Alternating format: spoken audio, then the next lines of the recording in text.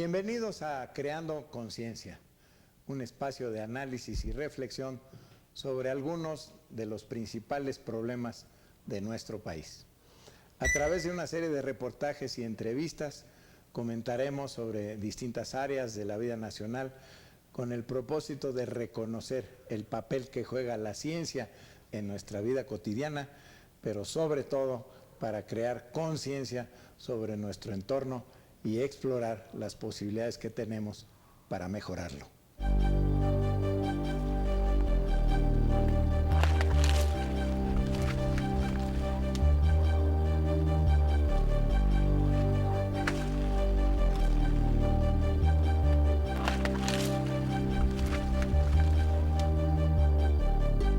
El derecho humano más elemental contenido en la Declaración Universal es el derecho a alimentarse.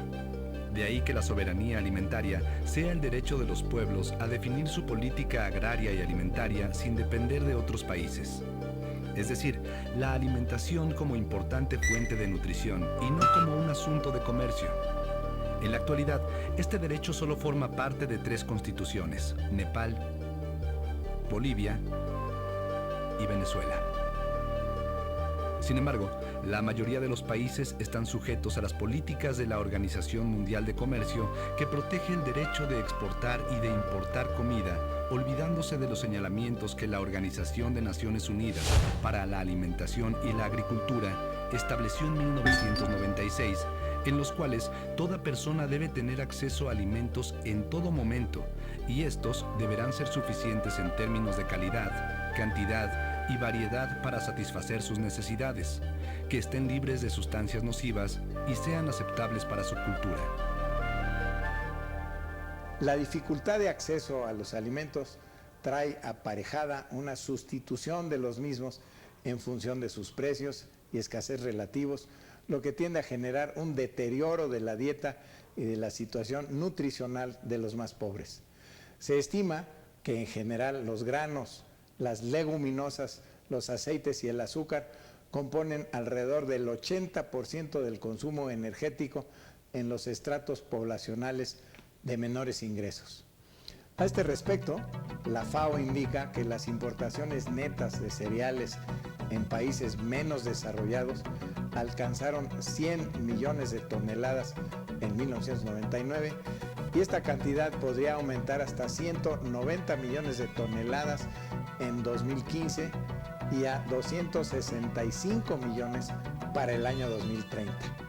La importación de alimentos en gran escala proveniente de países que subvencionan fuertemente su producción agrícola socava las posibilidades de producción interna de muchos países en desarrollo para satisfacer parte de su creciente demanda, y cada vez es mayor la incertidumbre sobre su capacidad para continuar obteniendo divisas suficientes que permitan sostener en el largo plazo sus importaciones de alimentos. La seguridad alimentaria de un país está determinada por la disponibilidad de alimentos, la capacidad de acopio y distribución de los mismos, suficientes ingresos de su población para adquirirlos y un nivel de nutrición acorde a sus necesidades.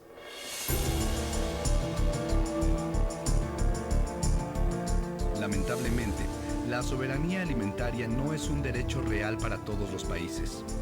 Una de las regiones que se ven más afectadas es Latinoamérica.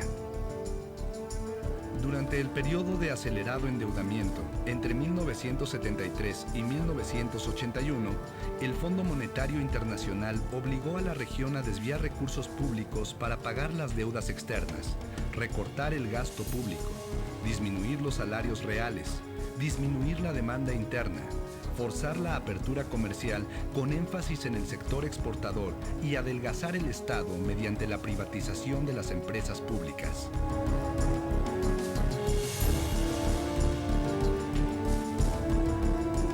Estas políticas llevaron a la debacle alimentaria y el desempleo en América Latina. El gasto público destinado a fomento agropecuario fue drásticamente reducido en los años 80 como uno de los instrumentos para liberar recursos destinados al pago de la deuda externa. Esto ha incrementado la dependencia de la región hacia las importaciones agrícolas y ha reforzado la industrialización de la agricultura, peligrando así el patrimonio genético, cultural y medioambiental del planeta, así como nuestra salud. La demanda mundial de alimentos y principalmente de granos y oleaginosas se ha incrementado desde hace algunos años por las altas tasas de crecimiento económico de países emergentes, particularmente de Asia, y por la demanda de materia prima agrícola para la producción de biocombustibles, impactando negativamente en los precios de estos productos. Se están promocionando los monocultivos para la producción de agrocombustibles y otros fines industriales a favor de los agronegocios, con un impacto devastador sobre los bosques, el agua y el entorno natural, así como en la vida económica y social de los campesinos. Simplemente se están menospreciando sus múltiples y complejas contribuciones económicas, sociales, culturales, de estabilidad política y paz social. Lo que debe evitarse es el empleo de cultivos que tienen propósitos de producción de alimentos o incluso de medicinas y para otros propósitos que no se utilicen para la producción de biocombustibles.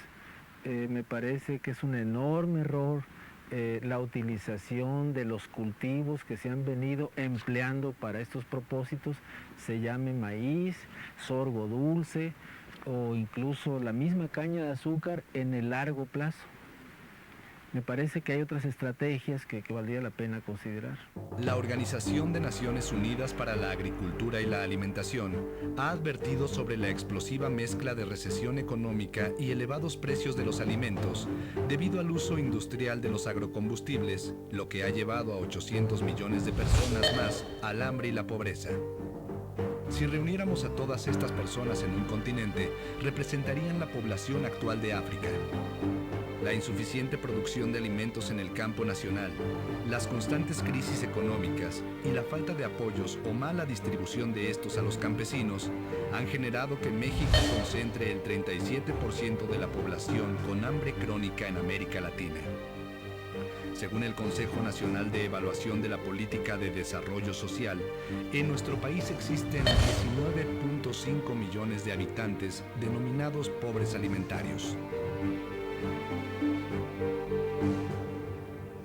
Prácticamente sin excepción, los países que ya tienen problemas para alimentar a su población son los más vulnerables a los riesgos causados por el cambio climático, afectando principalmente a los trabajadores urbanos, para quienes los alimentos constituyen el gasto más importante y, por lo tanto, un aumento de los precios podría empujarlos definitivamente hacia el umbral de la pobreza. De acuerdo con el Banco Mundial, México, junto con países como Bangladesh, Tanzania y Zambia, tienen una mayor población en riesgo de caer en situación de pobreza como consecuencia de cambios climáticos extremos. Estamos teniendo una sequía muy importante a nivel nacional, que en buena medida va a impactar también los niveles de inseguridad alimentaria, particularmente entre la población del campo. ¿Por qué? Porque buena parte de esa producción se destinaba al autoconsumo y esa imposibilidad de recuperar los niveles de producción por el impacto del clima, por el impacto de la sequía, va a tener repercusiones justamente en esa población que está viendo enfrentada a dos problemas. Por un lado, la dependencia externa y junto con la crisis, y en algunos casos estamos hablando en algunas regiones de más del 50% de la población. Este debilitamiento en la seguridad alimentaria proviene de los últimos 20 años, periodo en el que no se ha incrementado la producción de los 10 granos básicos que comprenden la dieta diaria de millones de mexicanos, como lo es el maíz y el frijol, entre otros, ocasionando un aumento de sus importaciones. Nos propusimos despedazar eso que habíamos logrado a instituciones que habían tenido una enorme relevancia en este país y fuera del mismo, y que se llamaban INIA, Instituto Nacional de Investigaciones Agrícolas, que después cambió a INIFAP, que es un nombre mucho más largo, y el INIFAP estaba y está presente en todos los nichos ecológicos de nuestro país, Sin embargo, en términos científicos y técnicos, el INIFAP francamente requiere de una reactivación mayúscula, de hecho de una cirugía mayúscula. México destruyó algo que todos los países, y si no los países europeos, habría que ver su experiencia, las reservas estratégicas de comida. Nosotros teníamos una cosa que era la reserva técnica de alimentos y de granos fundamentalmente, que significaba que cuando existía CONASUPO había pues inventarios de granos básicos, ¿verdad?, que nos permitían pues enfrentar situaciones no previstas, shocks, cambios violentos en los precios. El derecho de los pueblos a definir su política agraria y alimentaria sin depender de terceros, o sea, la soberanía alimentaria, debería de ser inalienable.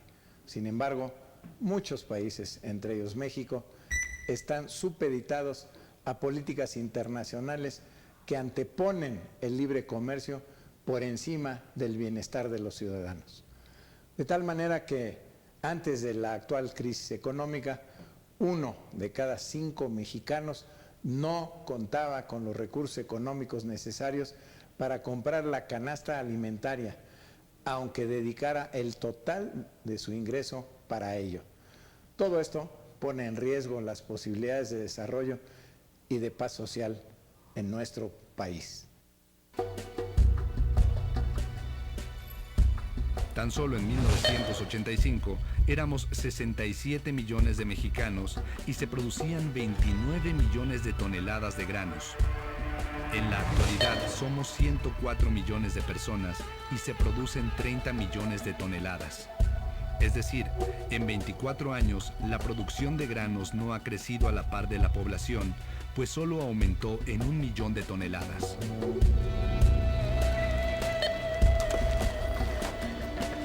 Nos hemos hecho un país, va a sonar mal decirlo, pero lo diré creo que en el tono adecuado, un país verdulero y frutero, ¿no?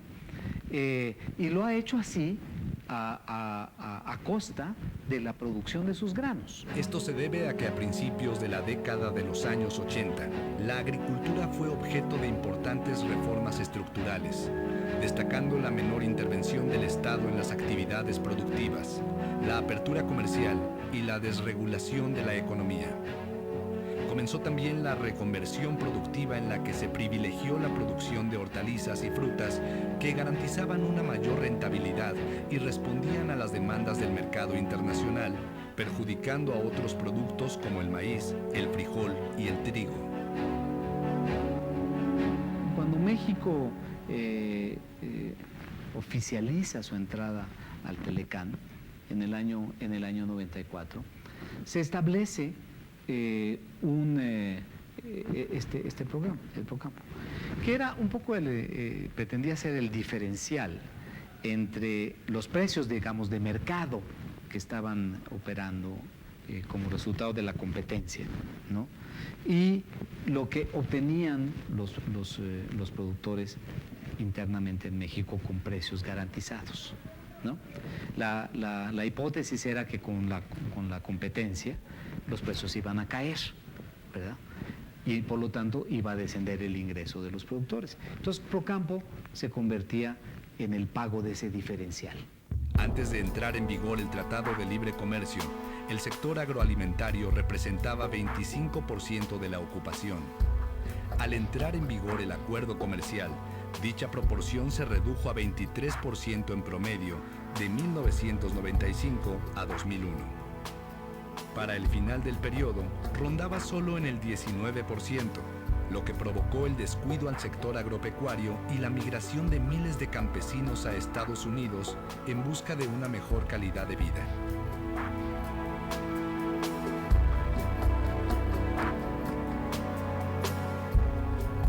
Hace 30 años se sembraba más maíz,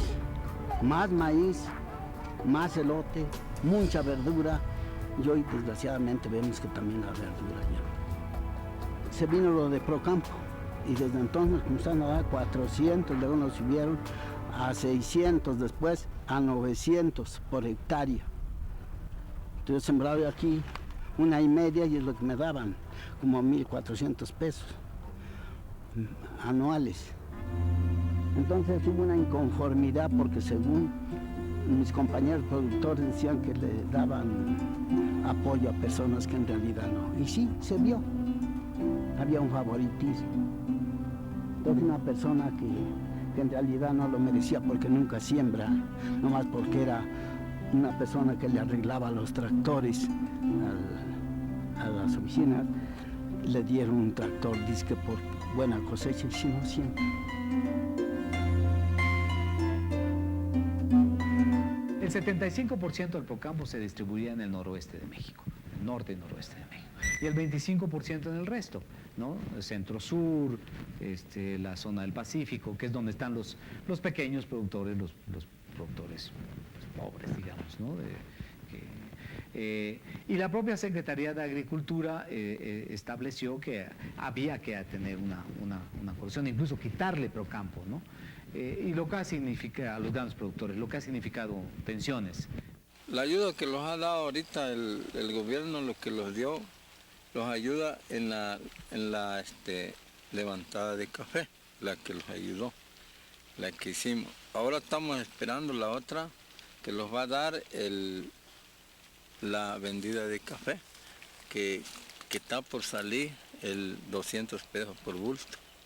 Eso ha llegado en nuestros oídos, pero no lo hemos recibido. Y la ayuda que los ha dado en las pesetillas y en las bolsas que hemos tenido, esa ha sido nuestra ayuda. Y un poquito que los da ahí de 400 pesos, ya por lo demás sale de nuestra bolsa.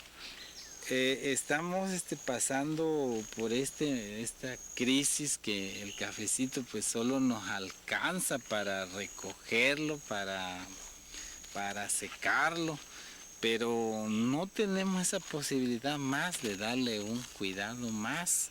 Entonces, entre más cuidáramos estas plantas, a nosotros nos daría mayor beneficio. Queremos maquinaria como para tostadora y para un molino para que molamos, sacar esos créditos y salirnos a vender nuestro propio café, porque aquí se gana. Ya en las bodegas ya no. La desaparición y abandono de entidades tan importantes como la Productora Nacional de Semillas y aquellas dedicadas a la investigación y el desarrollo tecnológico como el Colegio de Posgraduados de Chapingo han puesto en riesgo todavía mayor nuestra soberanía y seguridad alimentarias. Asimismo, la distribución inequitativa de los incentivos para el campo ha hecho más ancha la brecha de la desigualdad y agudizado el abandono de los campos de cultivo en los que solo permanecen los adultos mayores y los niños, quienes por sus dificultades para labrar la tierra ya no son sujetos de los programas agrícolas y no obstante ello tienen que enfrentar su propia supervivencia. Todo esto ha provocado una dependencia alimentaria en nuestro país. Las necesidades de alimentos en México son cubiertas por las importaciones de Estados Unidos y Canadá. El 33.5% de las importaciones que recibe el país son de alimentos con predominancia del maíz, semillas y frutas oleaginosas. En forma comparativa, la compra externa de alimentos de los últimos 3 años y medio representa más del 90% del valor anual de la producción de mercancías del medio rural mexicano, calculado a precio del mercado.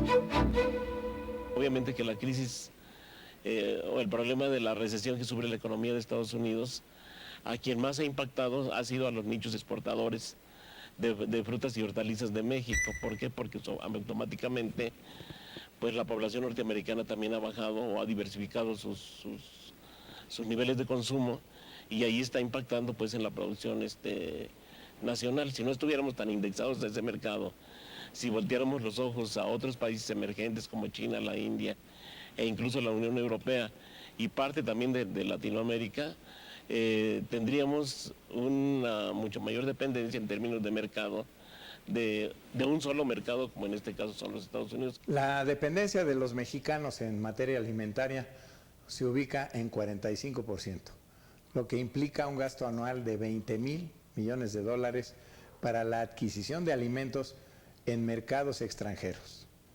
De continuar la actual política agroalimentaria, en los próximos años tendremos que gastar al menos 60,000 millones de dólares, pues de acuerdo con el Consejo Nacional de Evaluación de la Política Social de 2006 a 2008, la pobreza extrema pasó de 13.8 a 18.2%, es decir, 5 millones de habitantes más cayeron en esta condición extrema para sumar 20 millones de mexicanos.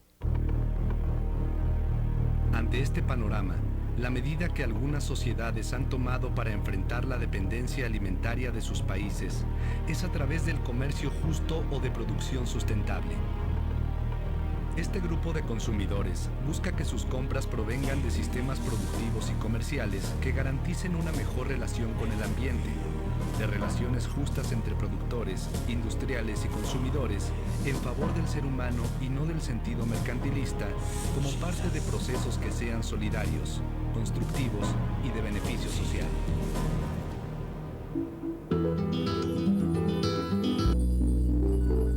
En nuestro país hay más de 50 organizaciones en el Registro Internacional de Comercio Justo que agrupan principalmente a pequeños productores de café, miel y frutas frescas como mango y cítricos. Las organizaciones se ubican en los estados de Chiapas, Oaxaca, Guerrero, Puebla, Veracruz, Sinaloa, Yucatán, Campeche y Quintana Roo. Sin embargo, no es suficiente, y por todo esto es necesario colocar a la seguridad alimentaria como objetivo nacional y como la mejor vía para erradicar el hambre y la malnutrición, no solo en el país, sino en el mundo, así como para garantizar la seguridad alimentaria duradera y sustentable para todos los pueblos. Todos los países inteligentes en el mundo y los países emergentes, como se les llama ahora, utilizan la innovación científica y tecnológica. ¿Por qué Brasil, que no era mejor que nosotros en el sector agrícola a mediados del siglo pasado, ha decidido convertirse en el primer productor de cítricos, en un utilizador intensivo de ciencia y tecnología en el sector? Y por supuesto hay otros ejemplos, ¿no? La seguridad alimentaria es una tarea compleja que incumbe en primer lugar a los gobiernos, donde los alimentos no deben utilizarse como instrumento de presión política. Algunos de los cultivos básicos para el mundo, como el maíz y el arroz, son muy susceptibles a las subidas de temperatura y a las estaciones cada vez más extremas y de patrones impredecibles. Los aumentos en la productividad agrícola se han concentrado en las regiones más desarrolladas que cuentan con riego, inversión y relaciones estrechas con las agroindustrias y los mercados, mientras que las zonas de agricultura campesina siguen atrasándose. Las ofertas de empleo en las áreas rurales también han descendido, al igual que los salarios, el acceso al crédito, al aseguramiento agrícola y a la asistencia técnica. Los ejidatarios minifundistas han dejado sus tierras o bien las han alquilado o vendido. Lo anterior plantea la necesidad de crear los incentivos apropiados para que los recursos se distribuyan de manera más equitativa en la estructura de la producción agropecuaria a fin de fortalecer su infraestructura, competitividad, la satisfacción de sus necesidades internas y el incremento acelerado de los ingresos, que son la base para la reducción sostenida de la pobreza. Para ello es necesario, número 1, introducir mejores sistemas de riego o cultivos más resistentes a las sequías. 2, mejorar la infraestructura y la economía de la gente del campo a fin de hacerla menos vulnerable a los eventos extremos del clima. 3, evitar la especialización en un número reducido de productos y otorgar el financiamiento y la asesoría técnica adecuada a los pequeños productores. 4, impedir un mayor desabasto del mercado interno y el aumento de las importaciones. 5. Rescatar las tradiciones alimentarias y la comida autóctona. 6. Fomentar la participación de los campesinos en organizaciones que favorezcan su desarrollo como pequeños empresarios e impulsar el comercio justo. 7. Adoptar decididamente las medidas necesarias para evitar el calentamiento global y el uso de los cultivos de granos básicos para la producción de biocombustibles. Esperamos haber contribuido a analizar este problema, creando conciencia de la importancia que tiene rescatar al campo a fin de recuperar nuestra soberanía y seguridad alimentarias, sin las cuales ningún país puede alcanzar el verdadero desarrollo y mucho menos aún la democracia.